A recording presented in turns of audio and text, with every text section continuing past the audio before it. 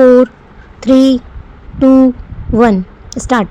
माननीय अध्यक्ष महोदय, मैं माननीय रेल मंत्री जी को इस बात के लिए धन्यवाद के साथ साथ बधाई भी देना चाहता हूँ कि उन्होंने इस सदन में जो रेलवे का बजट पेश किया है वह देश की आम जनता को राहत पहुंचाने वाला बजट है।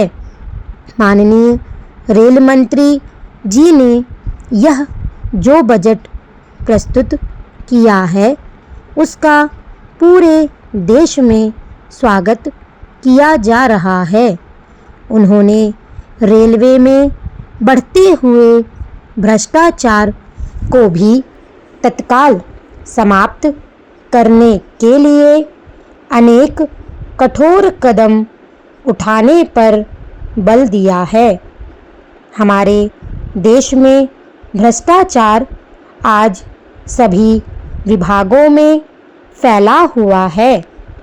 यदि ये कदम रेलवे विभाग द्वारा गंभीरतापूर्वक उठाए जाते हैं तो इसमें भ्रष्टाचार पर अंकुश तो लगेगा ही, साथ ही निश्चित रूप से रेलवे का विकास भी होगा और उसकी आय भी बढ़ेगी। रेल मंत्री जी ने इस बजट में इस तरह की व्यवस्था की है कि आम जनता पर इसका बोझ कम से कम पड़े।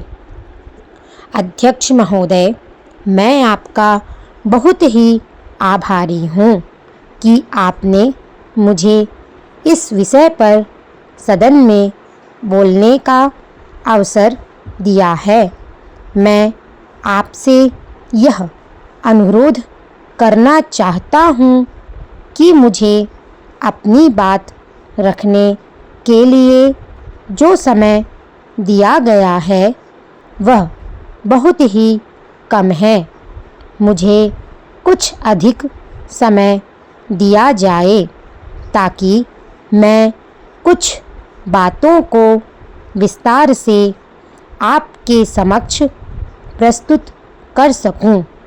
कुछ समय पहले जब माननीय रेल मंत्री जी को रेलवे मंत्रालय का कार्यभार सौंपा गया था तो उस समय स्थिति बहुत अच्छी नहीं थी। पिछली सरकार ने मंत्रालय की व्यवस्था को काफ़ी ढीला कर दिया था।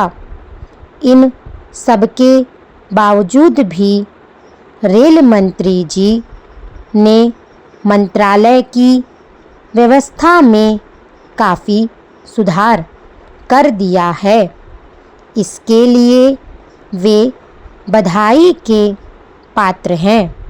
मैं बड़े ही गर्व के साथ कह सकता हूँ कि मंत्री जी ने कुछ ही समय में सभी समस्याओं का सामना बड़ी दृढ़ता के साथ किया है।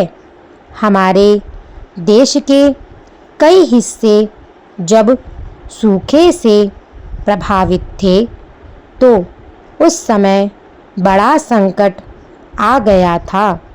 उस समय भी रेलवे द्वारा वहाँ के निवासियों के लिए आवश्यक चीज़ों को समय पर पहुँचाया गया था, जिससे कि वहाँ की जनता को अधिक कठिनाइयों का सामना ना करना पड़े। मैं आपको यह भी बताना चाहता हूँ कि कुछ ऐसे क्षेत्रों में जहाँ पीने के पानी का अभाव रहता है वहाँ भी रेलवे द्वारा पीने का पानी पहुँचाकर जनता को राहत पहुंचाई जाती है।